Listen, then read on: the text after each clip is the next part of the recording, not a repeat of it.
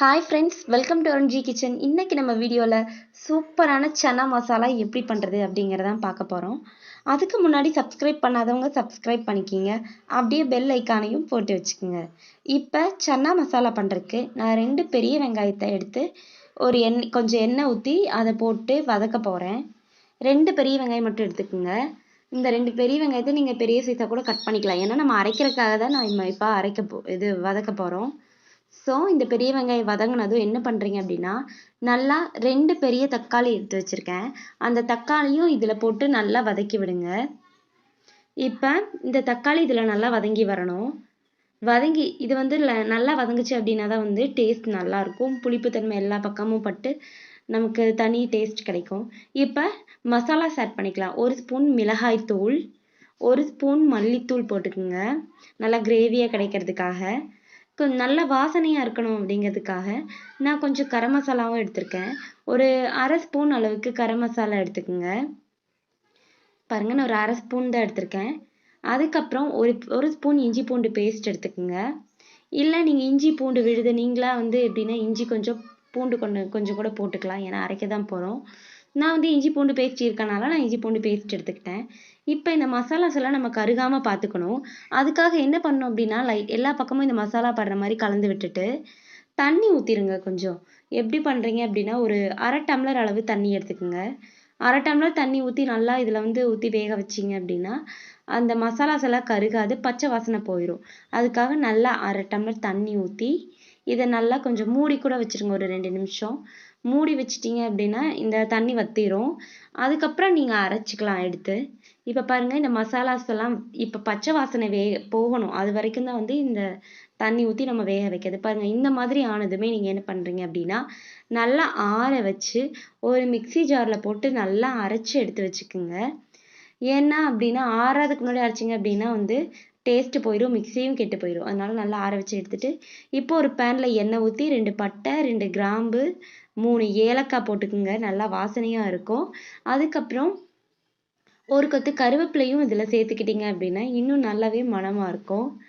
இப்போ இதுக்கப்புறம் என்ன பண்ணணும் அப்படின்னா, சோம்பு போடணும். கண்டிப்பாக வந்து சன்னா மசாலாவுக்கு 1 ஸ்பூன் சோம்பு, 1 ஸ்பூன் ஜீரகம் எடுத்துக்கோங்க. ஜீரகம் சேர்த்துனீங்க அப்படின்னா வந்து ஜீரக பவுடர் கூட சேர்த்துக்கலாம். நீங்கள் எது இருக்கோ நீங்கள் சேர்த்துக்கலாம். நான் இதில் வந்து 1 ஸ்பூன் ஜீரகம் சேர்த்துக்கிட்டேன்.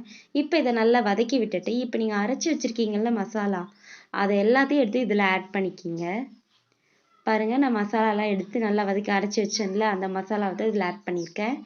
அதை நல்லா இதில் சேர்த்துட்டு இப்போ இந்த ஸ்டேஜில் நீங்கள் எல்லாம் கலந்து விட்டுட்டீங்க அப்படின்னா கொஞ்சம் உப்பு போடுங்க. உங்களுக்கு தேவையான அளவு உப்பு போட்டுக்கலாம். நான் இதுக்கு தேவையான அளவு உப்பு ஒரு ஸ்பூன் பக்கம் போட்டிருக்கேன். அதுக்கப்புறம் நான் ஒரு 10 விசில் விட்டு நல்லா சுண்டலை நல்லா வேக வச்சுருக்கேன். நைட்டே நான் ஊற வச்சுட்டேன். காலையில் வரைக்கும் நல்லா ஊறிடுச்ச சுண்டல். எப்படி குறைஞ்சது ஒரு 4 மணி நேரமாவது நல்லா சுண்டல் ஊறணும். நல்லா ஊற வச்சு சுண்டலை நல்லா 10 விசில் வச்சு நல்லா வேக விட்டீங்க அப்படின்னா தான் சன்னா மசாலா வந்து சூப்பராக இருக்கும். இப்போ இதை நீங்கள் எல்லா பக்கமும் கலந்து விட்டுட்டு கொஞ்ச நேரம் மூடி வச்சுருங்க. ஒரு 5 நிமிஷம் கூட மூடி வச்சுருங்க. இந்த ஒரு கொதி வரணும். ஏன்னா வந்து நம்ம மசாலாஸ் எல்லாம் இப்போ தான் ஆட் பண்ணியிருக்கோம். ஸோ நல்லா கொதிச்சு வர வரைக்கும் ஒரு 5 நிமிஷம் மூடியே வச்சுருங்க. அதுக்கப்புறம் இங்கே பாருங்கள், இந்த மாதிரி நல்லா மூடி வச்சு கொதிச்சு வந்துருச்சு. இப்போ இந்த சுண்டல்லாம் வந்து கொஞ்சம் நம்ம அழுத்தி விட்டோம் அப்படின்னா சூப்பராக இருக்கும். அதுக்காக நான் வந்து இந்த மத்து வச்சு எல்லா சுண்டல்லையும் நீங்கள் இந்த மாதிரி அழுத்தி விடாமல் பாதி சுண்டலை இந்த மாதிரி அழுத்தி விடுங்க. அப்போ கொஞ்சம் நல்லா கிரேவியாக கொலையாக இருக்கும். இந்த மாதிரி நல்லா கிரேவியாக வரும்போது சூப்பராக இருக்கும். சப்பாத்திக்கு, இட்லிக்கு, புரோட்டாக்கு இதுக்கெல்லாம் நீங்கள் சூப்பராக தொட்டு சாப்பிட்லாம். அதை நீங்கள் இந்த மாதிரி சூப்பராக பண்ணீங்க அப்படின்னா இதில் கலர்ஃபுல்லாக வரணுன்னா நீங்கள் கொஞ்சம் காஷ்மீரி மிளகாய் தூள் போட்டிங்க அப்படின்னா வந்து இன்னும் கொஞ்சம் கலர் கூட கொடுக்கும் உங்களுக்கு. இல்லை நேச்சுரலாகவே எனக்கு போதும், நீங்கள் இந்த மாதிரி ட்ரை பண்ணிங்க அப்படின்னா சூப்பராக இருக்குங்க. இதை நீங்கள் புரோட்டாக்கு, சப்பாத்திக்கு, இட்லி, தோசைக்கு எதுக்கு வேணால் தொட்டு சாப்பிட்டுக்கலாம். பாருங்கள், நம்ம பண்ண சூப்பரான சன்னா சூப்பராக ரெடி ஆயிடுச்சு. இந்த மாதிரி நீங்கள் ட்ரை பண்ணும்போது குழந்தைங்களுக்கு ரொம்பவே பிடிக்கும்.